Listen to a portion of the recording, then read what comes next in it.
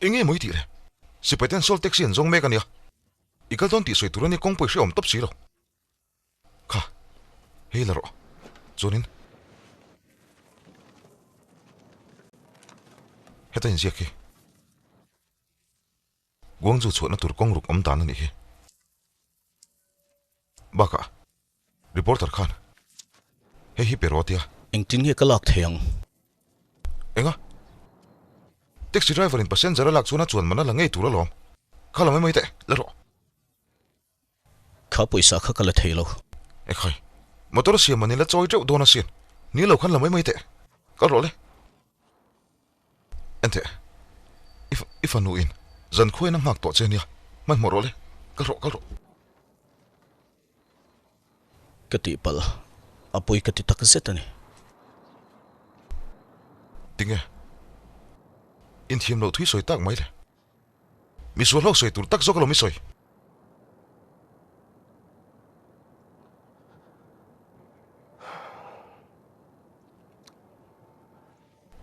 a khai khuan nuam reu kher mai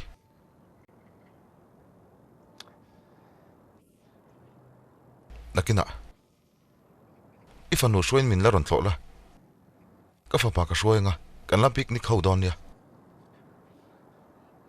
ilowin enkol chadonia nang puin enkol charo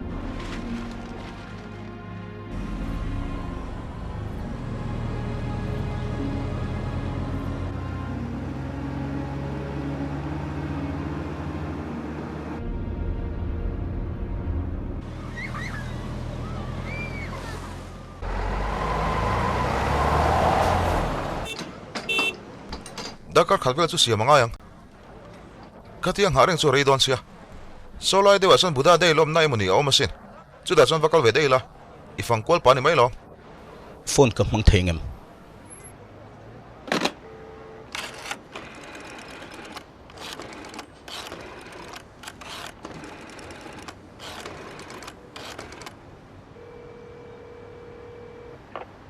hello dong su ka fanu in pula omem e khai a khoi angi kal da ya ka fanu omem ka ti chu o me amu hila ka kai tho don em ni I be do em angai lo kai tho du su that chu thamo ngai to view sing tinge san ri about dai reng ni poisa chi nei tak em ni khoi mo phone kha yen ju gi pa khoi angi oma tuna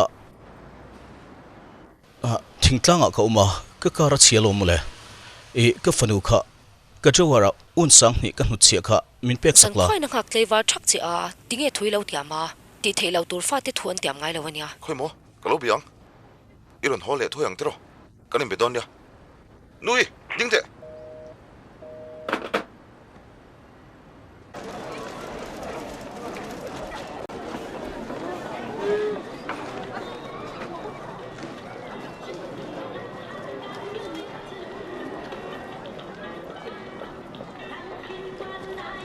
Lawin ro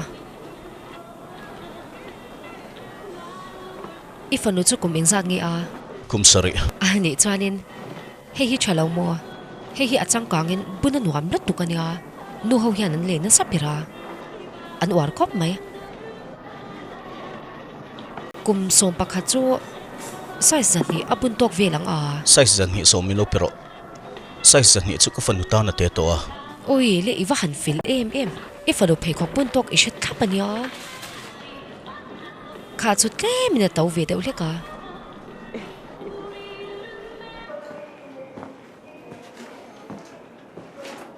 chokalo eng o olia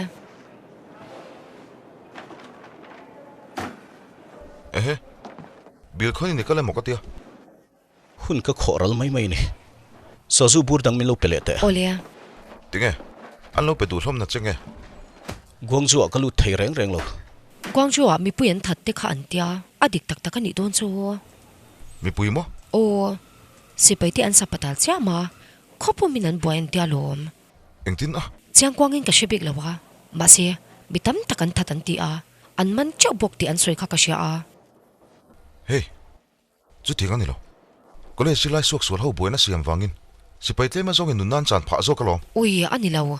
Sipai mipuite that lai nge mutu po an omalom mali. Chanchin tharan ron puan kha. Zilai baka. Communist fir ho po an tel bokalom. Solo tangi misual rual te po an cha thlen kha. Tak tak mo. Chu ti chuan mo an puana. O ni e. Chanchin bua po om. Pek tina lua chuai chuai lom. Athu shima non nan hoi hwa du ni chuan sola te vanwar tamai se ni turun lia. Kan nun phunga ti boi te la.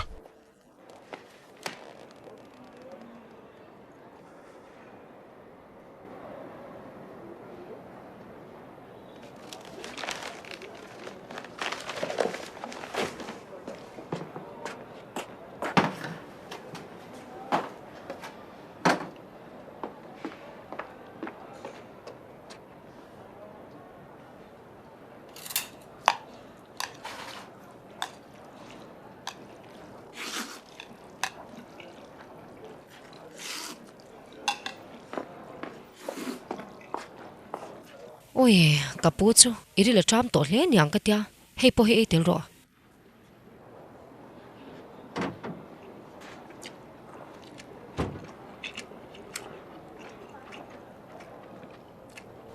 atui kher mai atui lutuk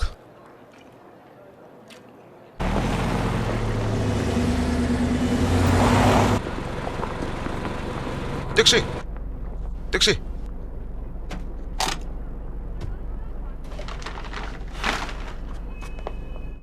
amoye sneaker hlir ka lei sak thina me che phei khok kala lei sak ngai lo ka fanu chuan adu ngotang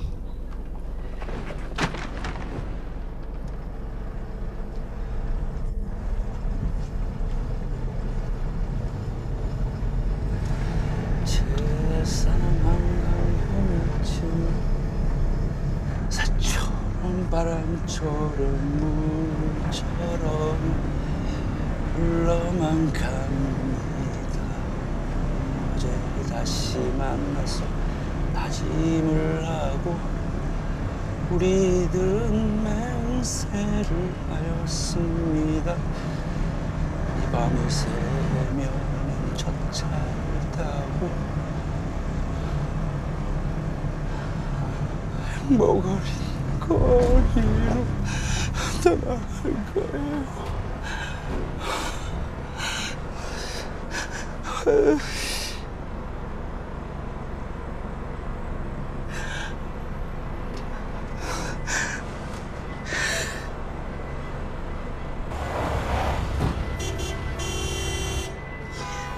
hiền chung anh tin nghe cái tiếng ipa hiền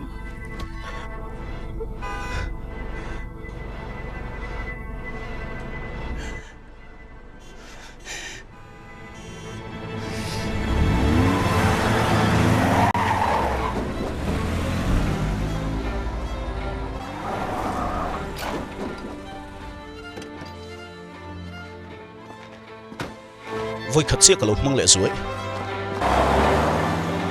yên chung ít thấu tôi em Apa, picnic turin kang kaldonim.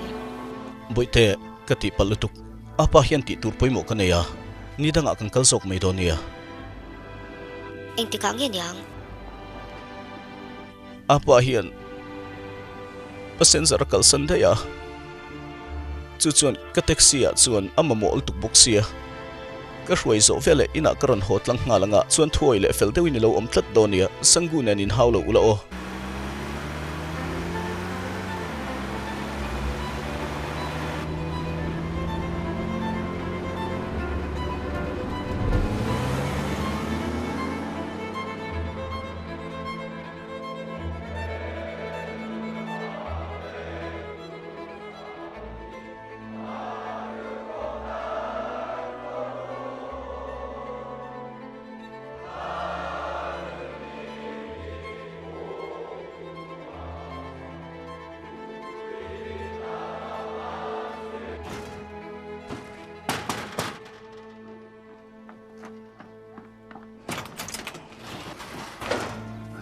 khoi ange kala Damdoi ina. damdoi na mo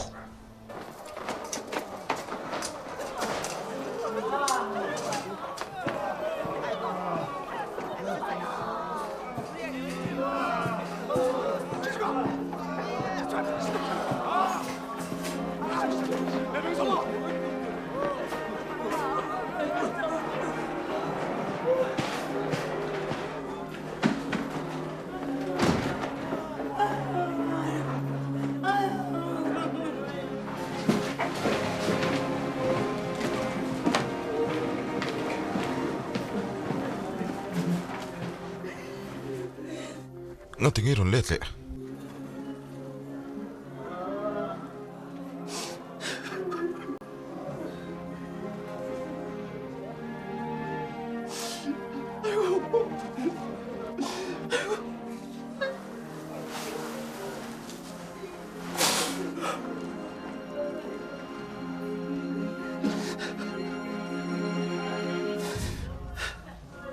Si pai rualten. An ron tuk chuaka. Kalkonga. Athita sia. Chuan buchin na muna an paita. Gwangju a kwang kanin dai bok si lo. Zirlai te. Lak bel turin an kalmek.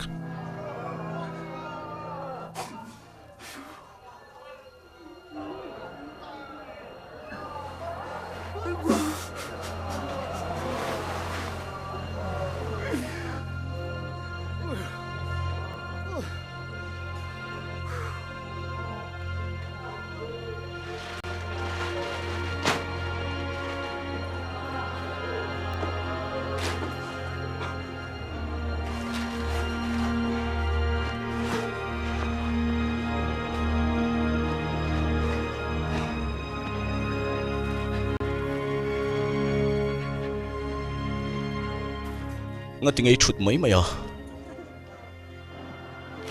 thil thleng hi record vek ta che ha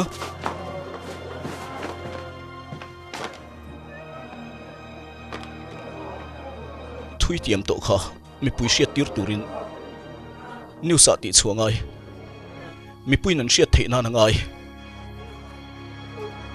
reporter ni kha thala ro jesik poila nga mitang te po hi kha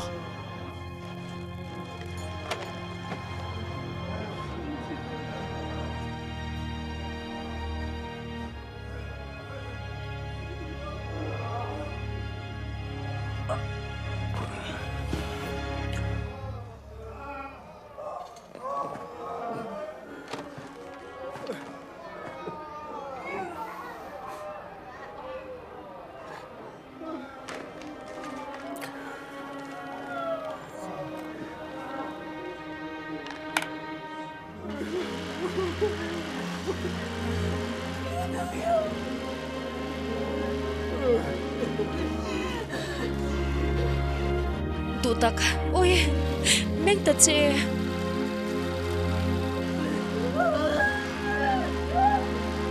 Oi, ek tin nge mit kal san thei zong le. Ifa pa po ale pia lau hi boya.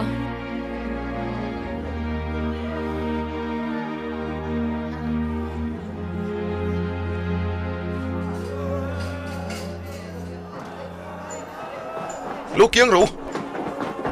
Heta. Doktor. Kong ini ta hian mi ron pui thoi ro. ho tu pa engting e kan tiang ladam song song po sipai sul ho hian min tha chimit vekan tumani ber hi Mi puin. Nam lan sa. Si pai rual te khan. An kap ngal pop nia mole. ho tu pa sipai ten an ka phlum hnam to lutuk tlat Kan kalve ngai ni chu. Ang ni pali chu sol pan thuang cheu. I'm coming with you. Mr. Kim, you go back to Seoul. I need to keep filming. hey taxi fare min pek to kha we go together I taxi driver you taxi passenger okay Okay, together.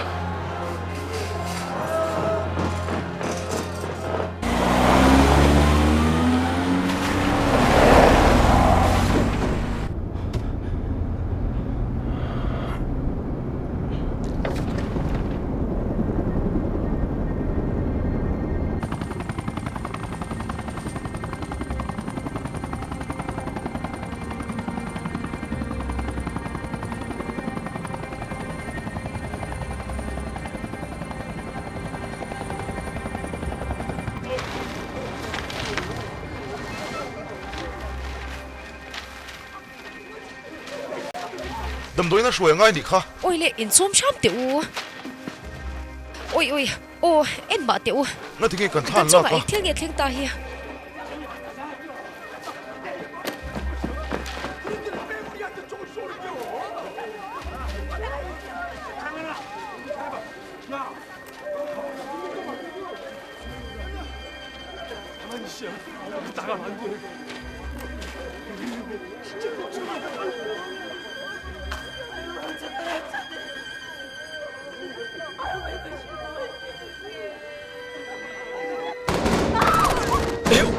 So, an kapa niya!